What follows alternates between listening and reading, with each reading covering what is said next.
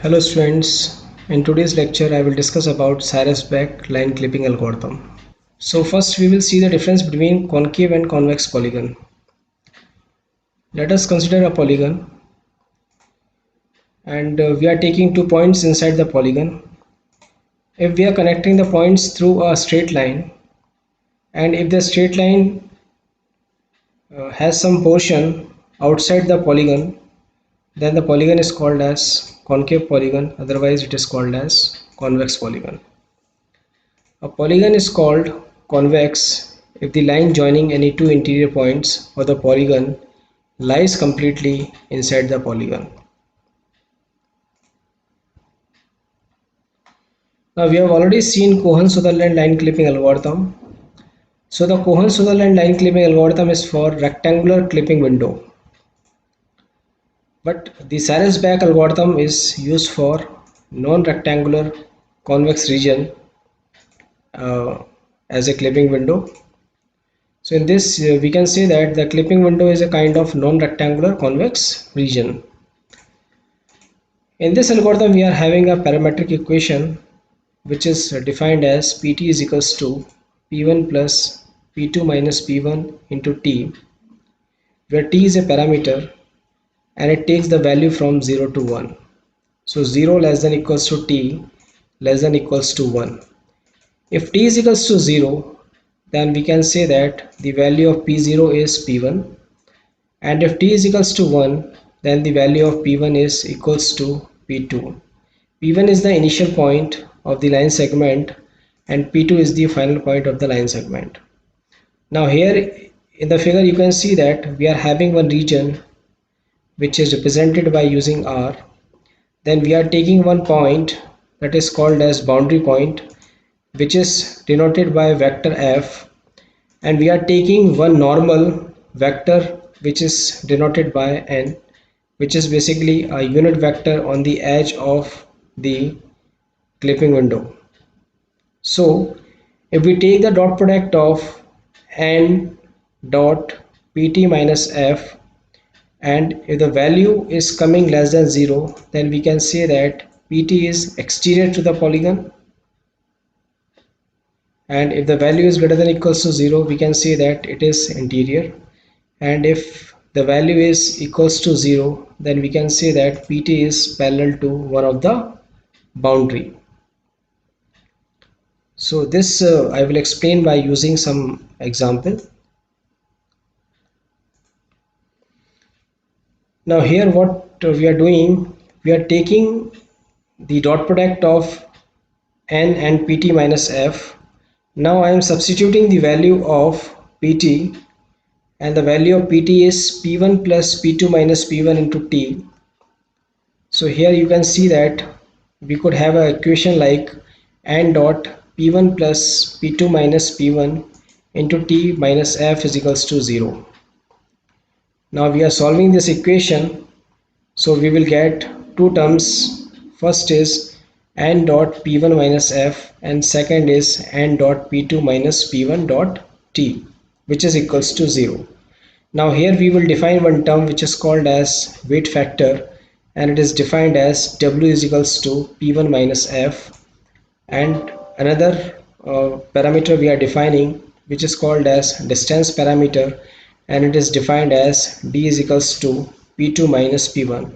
Now substituting the value of W and D in this equation, we will get W dot N is equals to D dot NT is equals to 0, and the value of T is given as minus W dot N upon D dot N, which is one of the boundary.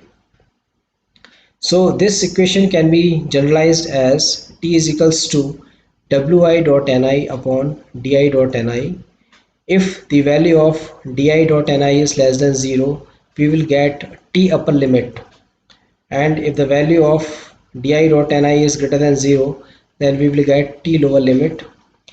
If it is not in the range of 0 and 1, then we will ignore that value. So in the upper limit we will take the smaller value, and in the lower limit we will take the upper value. So here you can note that Pt upper and Pt lower gives the intersection points. So by using these T upper and T lower, we could able to find the intersection of the line segment with the window boundary. So now you can see here in the figure, we are having a non-rectangular clipping window, and we are having a line segment whose endpoints are P1 and P2. The value of P1 is -2, 1, and the value of P2 is 6, 3. So here we will define the distance parameter d is equals to P2 minus P1, which is equals to 6, 3 minus -2, 1, and we will get it as 8, 2.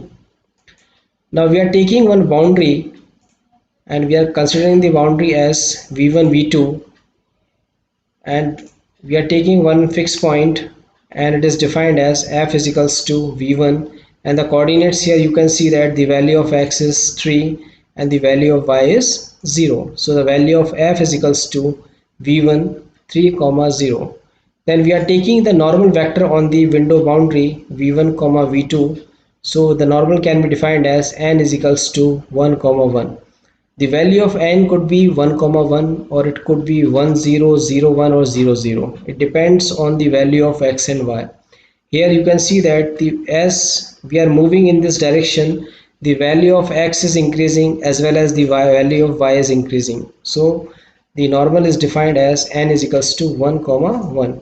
If the value of x is not changing and if the value of y is increasing, then it could be defined as n is equals to 0, 1. So in this way we can define the normal vector. Now W is defined as P1 minus F. So it is equals to -2, 1 minus 3, 0, which we will get as -5, 1, and W dot N is defined as -5, 1 dot 1, 1, which is equals to -4. So here we will take the value of D dot N, and the value comes out to be 10, which says that the value is more than 0. So here we will get a lower limit. So T lower limit can be defined as minus n dot W upon n dot D, and it is equals to 0.4. Similarly, we could consider another boundary, and the another boundary is V2, V3. So the fixed point could be defined as V3, 1, 4. Here we are taking this point as a fixed point, and the value of x is 1 and the value of y is 4. And the normal vector is defined as n is equals to 1, 0, because you can see in the figure that here the value of x is increasing but there is no change in the value of y. So n is equals to 1, 0. So W is equals to P1 minus F, which could be solved as -2, 1 minus 1, 4, which is -3, -3, and W dot N could be defined as -3, -3 dot 1, 0, which is -3, and the value of D dot N comes out to be 8, which is again more than 0. So again we are getting the lower limit, and the value of lower limit is equals to 0.37. In a similar way, we could take other edges like V3, V4, V4, V5, V5, V6, and V6, V1. So either we could able to get the lower limit or we could able to get the upper limit. From the lower limit, we are taking the highest value, and from the upper limit, we are taking the lowest value. So here you can see that in the lower limit, the highest value is 0.4, and in the upper limit, the lowest value is 7 upon 8. Now we are substituting these values in the parametric equation and we will get the intersection point.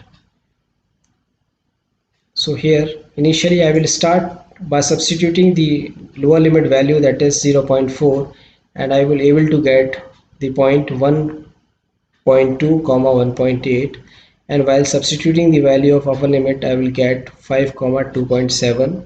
So we can say that these two are these are the intersection points.